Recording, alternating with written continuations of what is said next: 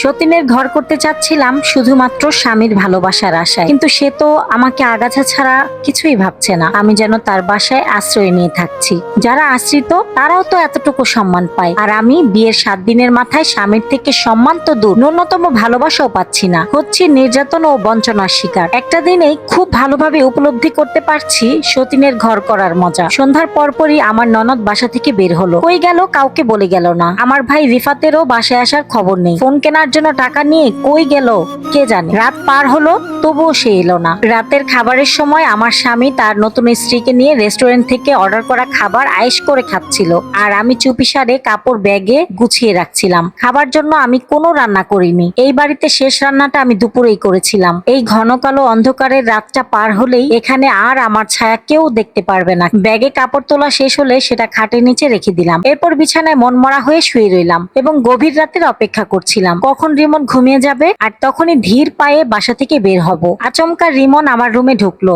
তাকে দেখা মাত্র রাগের অভিব্যক্তিতে চেহারাটা ঘুরিয়ে নিলাম। বেশ কিছুক্ষণ চুপ থেকে সে দাঁড়িয়ে দাঁড়িয়ে আমাকে দেখলো। ধাই করে সে বলে উঠলো, রান্না করনি কিসের জন্য? না খেয়ে থেকে মরার চিন্তা ভাবনা করছো নাকি? মরতে চাইলে বাপের বাড়ি গিয়ে মরো, আমার বাসায় কেন? তাড়াতাড়ি ডাইনিং টেবিলে যাও, খেয়ে আসো। একবারের বেশি খেতে বলবো না, বলার ইচ্ছাও নেই। আমি যেন দেখি টেবিলের উপর রাখা খাবার শেষ হয়েছে। কথাটি বলেই রিমন রুম থেকে বেরিয়ে গেল। তার কথাতে আমার মনটা প্রশান্তিতে ভরে ওঠার কথা উল্টো রাগ হলো। সে খাওয়ার কথা এমন ভাবে বলছিল যেন আদেশ করছে। বউকে আদর করে যে কথা বলা যায় সেটা সে ভুলেই গেছে। অন্যায় কাজ করেছে সে, আর আমি যেন দোষী হচ্ছি। বাধ্য হয়ে খাবার টেবিলের নিকট গেলাম, কিন্তু খাবারের কোনো চিহ্ন পেলাম না। নিশ্চয়ই আমাকে বোকা বানানো হচ্ছে। সমস্ত খাবার তারা দুজনেই খেয়ে শেষ করেছে। ডাইনিং টেবিলের নিকট যেতে বলছে যেন অপমানিত হই আমি। আমাকে কষ্ট দিতেই রিমন এরকম নিচু মন মানসিকতার পরিচয় দিল। খাবার টেবিলের উপর খালি পড়ে থাকা প্লেটগুলোর দিকে তাকিয়ে আছি। ওই সময় রিমন আমার কাছাকাছি এসে গম্ভীর গলায় বলল, খাবার খাওয়া শেষ করেছো?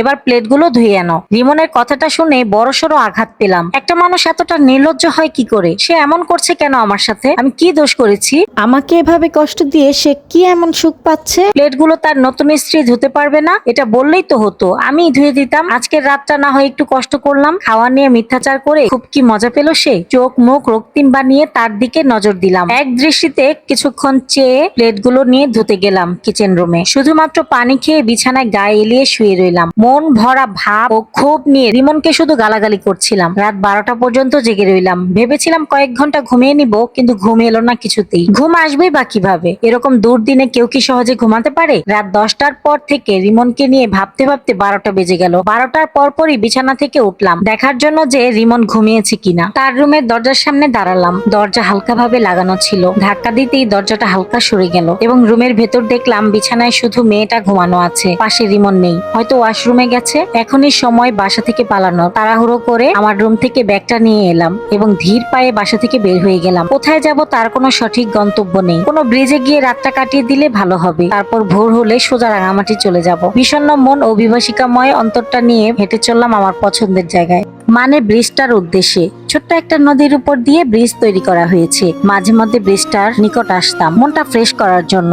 তবে রিমন কখনোই এই ব্রিজটাতে আসতে চাইতো না। হাঁটতে হাঁটতে একটা রাস্তায় গিয়ে পৌঁছালাম যেখানে পুলিশের চেকপোস্ট বসানো হয়েছে। তাদের কাছে পৌঁছতেই নানাবিধ প্রশ্নের সম্মুখীন হতে হলো। এক পুলিশকে জবাব দিলাম মিথ্যা কথা বলে। তাকে বললাম আমার নানু হসপিটালে ভর্তি। তাকে দেখতে এত রাতে বাসা থেকে বের হয়েছি, কিন্তু এত রাতে গাড়ি পাচ্ছিলাম না, তাই হেঁটে হেঁটে যাচ্ছি। মধ্যবয়স্ক একজন পুলিশ উঁচু গলায় বলল, ঠিক আছে তুমি এখানে দাঁড়াও, কোনো উবার এদিক দিয়ে গেলে সেটাকে বলে তুমি হসপিটালে যেও। আমি নিরুপায় হয়ে দাঁড়িয়ে অপেক্ষা করলাম উবারের জন্য, কিন্তু কোনো উবারের দেখা পেলাম না। প্রায় 15 মিনিট পর একজন বাইকওয়ালাকে আসতে দেখা গেল। পুলিশ তাকে থামিয়ে বলল, এই মেয়েটাকে নিয়ে যাও। সে যেখানে বাইক থামাতে বলে সেখানে থামাবে, খবরদার উল্টাপাল্টা কিছু করবে না। বাইকওয়ালা রাজি হলো। ব্যাগটা পেছনে বাঁধা হলো। এরপর বাইকে উঠলাম। বাইকওয়ালাকে বললাম, চলুন, কিছু পথ গেলেই কোথায় যাব বলছি আপনাকে। কিছু পথ যেতেই বললাম সামনের ব্রিজটাতে থামাবেন, ওখানেই নামবো। তারপর একটু পথ হেঁটে গেলেই হলো। ব্রিজের নিকটে গিয়ে পৌঁছালাম। বাইক থামলো, নেমে পড়লাম, কিন্তু বাইকওয়ালা আমার থেকে টাকা চেয়ে বসলো। টাকা দিতে গেলে লোকটা আমার হাত চেপে ধরলো। হাত ছাড়াতে গেলে লোকটা আরো শক্ত করে ধরলো। প্রচন্ড রাগ হলো লোকটার আচরণে। আমি জোর গলায় বললাম, হাত ছাড়ুন। লোকটা আমার কথা না শুনে উল্টো আরো শক্ত করে হাতটা চেপে ধরলো।